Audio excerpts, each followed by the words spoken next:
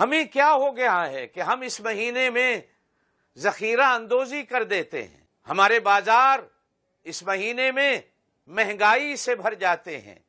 پہلے سے 10 گنا 20 گنا مہنگائی ہو جاتی ہے. کیوں؟ ایمان کی کمزوریاں. ذخیرہ اندوزی کرنے والا امت سے خارج ہو جاتا ہے. میرے بھائیو، جہاں تک میری آواز جا رہی ہے، یہ مہینہ ذخیرہ اندوزیاں کا نہیں تھا کہ میں صرف اس لیے چیز کو روک لوں کہ مارکیٹ میں اس کی ویلیو بڑھے. جب ویلیو بڑھے گی تو ریٹ بڑھ جائے گا. آج مسلمان کے بازار میں اس ماہ مبارک میں غریب تو غریب رہا، متوسط طبقے تک بھی کوئی چیز نہیں پہنچ پاتی، صرف ذخیرہ اندوزی اور مہنگائی کے سبب. ہمیں تو جذبہ ہمدردی کا اللہ کے پاک نبی نے فرمایا کہ اس مہینے میں ہمدردی دکھاؤ. بلکہ ایک حدیث کے اندر فرمایا گیا تخلقوا باخلاق اللہ، اپنے اوپر اللہ کے اخلاق کی چادر تان لو. کیا؟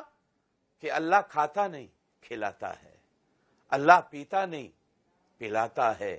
مومن کی بھی صفت ویسے تو 12 مہینے ہونی چاہیے کہ وہ کھلانے کا جذبہ رکھتا ہو، وہ پلانے کا جذبہ رکھتا ہو، وہ دوسرے کو پہنانے کا جذبہ رکھتا ہو، وہ دوسرے کے دکھ درد کے کام آنے کا جذبہ رکھتا ہو.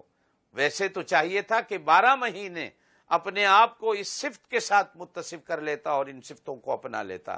لیکن اگر باقی 11 مہینے نہیں ہو سکا تو یہ مہینے تو اللہ کی صفت کو اپنا لے. اللہ نے یہ مہینہ ہمیں دیا کیوں ہے؟ میں نے پہلے کہا یہ صرف روزے کا مہینہ نہیں، یہ ہمارے اندر بڑی بڑی ٹریننگیں لے کے یہ مہینہ آتا ہے. اللہ کی صفت کو اپنا لو. اللہ کھاتا نہیں، اللہ پیتا نہیں. تم بھی مستقل پورا مہینہ نہیں بلکہ کچھ گھنٹے اللہ کی صفت. پھر دوسری چیز، اگر اس صفت کو اپنا لو تو تمہارے دل میں دوسرے مسلمان کا جس تک اس ماہ مبارک میں کھانا نہیں پہنچ پاتا ایک درد پیدا ہو کہ وہ زندگی کیسے گزارتا ہوگا. جس تک پانی نہیں پہنچ سکتا وہ پیاسے زندگی کیسے گزارتا ہوگا. میرے افطار کے وقت تو روح افزا کیا شربتوں کی جگ بھرے ہوئے ہیں، نعمتوں کی نعمتوں سے ٹیبل بھرے ہوئے ہیں، لیکن میرا دوسرا مسلمان بھائی پتہ نہیں اس تک افطاری میں کچھ پہنچا ہے یا نہیں پہنچا.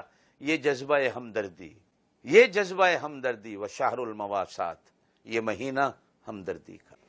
میرے دل کے اندر اگر دوسرے کی ہمدردی پیدا نہیں ہوتی، یہ ایمان کی کمزوری کی نشانی ہے. اور یہ ہمدردی دین کے شعبوں میں سے